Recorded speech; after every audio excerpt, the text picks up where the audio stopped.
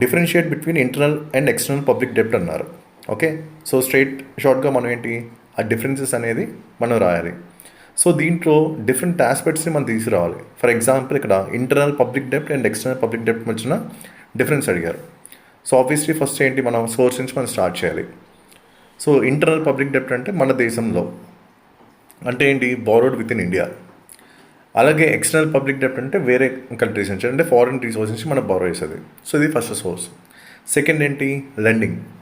ఇప్పుడు మన దగ్గర ఇంటర్నల్ పబ్లిక్ డెప్ట్ సంబంధించిన లెండింగ్ సోర్సెస్ మనకేమున్నాయి, బ్యాంక్స్, అలాగే సిటిజన్స్, అలాగే ఆర్బీఐ. అలాగే ఎక్స్టర్నల్ సోర్సెస్ మనకేమున్నాయి, ఐఎంఎఫ్, అలాగే world bank and foreign investors. ఇది ఒక ఆస్పెక్ట్. ఇప్పుడు ఇంకో ఆస్పెక్ట్ మనం చూసుకుంటే కరెన్సీ.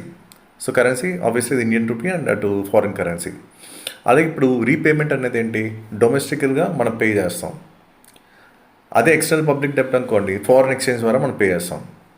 అలాగే దీంట్లో రిస్క్ టైప్ చూసుకుంటే మన ఇంటర్నల్లో ఇన్ఫ్లేషన్ అనేది ఒక రిస్క్ ఫ్యాక్టర్ మనకు కనిపిస్తుంది.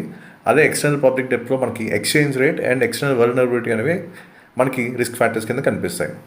అలాగే ఇంకో ఇంపార్టెంట్ ఫ్యాక్టర్ ఏంటంటే సావరిన్ కంట్రోల్.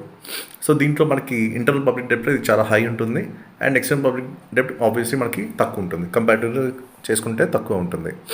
సో ఇక్కడ నెక్స్ట్ ఏంటి, ఇక్కడ అడ్వాంటేజెస్ అండ్ రిస్క్స్ అన్ని ఇచ్చారు. సో ఇప్పుడు ఇంటర్నల్ పబ్లిక్ డెప్ట్ పరంగా అడ్వాంటేజ్ చూసుకుంటే ఇందాక మనం అనుకున్నట్టు ఎక్కువ సావరిన్ కంట్రోల్ అనేది ఒకటి ఉంటుంది. అలాగే ఫినాన్షియల్ మార్కెట్స్ అనేవి బాగా డెవలప్ అవుతాయి.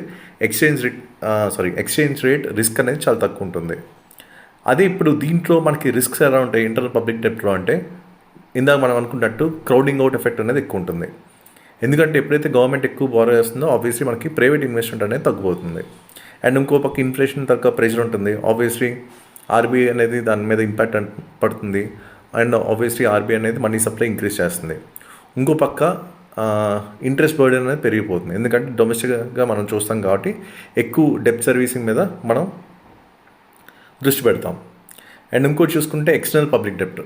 సో దీంట్లో మనకి అడ్వాంటేజెస్ ఏముంటాయి, సో ఎక్కువ క్యాపిటల్ రావడానికి మనకి యాక్సెస్ ఉంది. ఫర్ ఎగ్జాంపుల్ వరల్డ్ బ్యాంక్ నుంచి కానీ, ఐఎంఎఫ్ నుంచి కానీ, ఏడీబీ నుంచి కానీ.